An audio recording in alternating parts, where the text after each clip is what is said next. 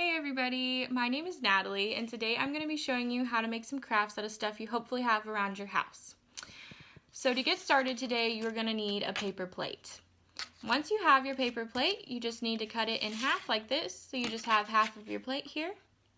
And then out of this, I'm going to show you how to make a little paper plate sheep.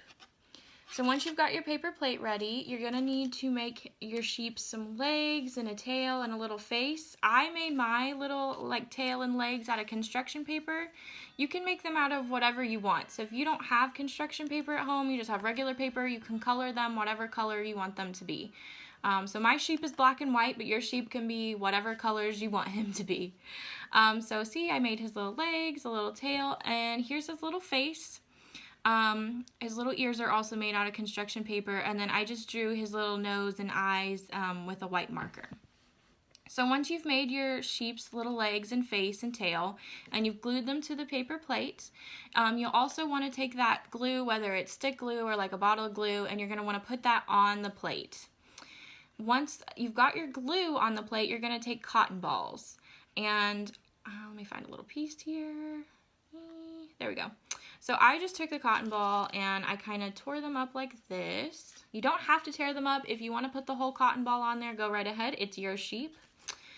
So once I tore it apart, I would just kind of stick it on there where I put the glue, and then it would stick. And then you can put as much wool on your sheep as you want, or if you don't want them to have that much, that's fine too. But once the cotton ball sticks to the plate, you should have a little paper plate sheep here. And like I said, you will want to give him a few minutes. You'll want to let the glue stick so the wool doesn't fall off. But when you're done, this is what you should have.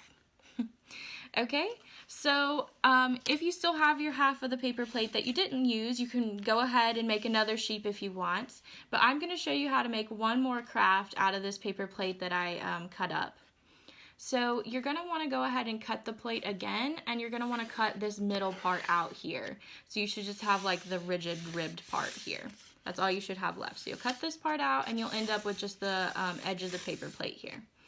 So you should end up with something kind of like this. Okay, so once you just have this part of the paper plate, you're going to want to color it. So you can color it whatever you want because you're going to be making a little caterpillar. So there was no rhyme or reason to how I colored my paper plate. I just used colored pencils, but if you want to use markers or crowns, whatever you have, that's fine. It's however you want to get creative here. So I just did random colors, honestly. You can make them all green, all purple, whatever color you want your caterpillar to be. And then when I was done, I just made him a little face out of construction paper. So I just cut him out a little head, and then I cut out little antennas, and then I just drew his face on with a colored pencil. If you want to make his eyes out of construction paper, go right ahead. If you want to make his little mouth, that's fine. This is up to you how creative you want to get with this.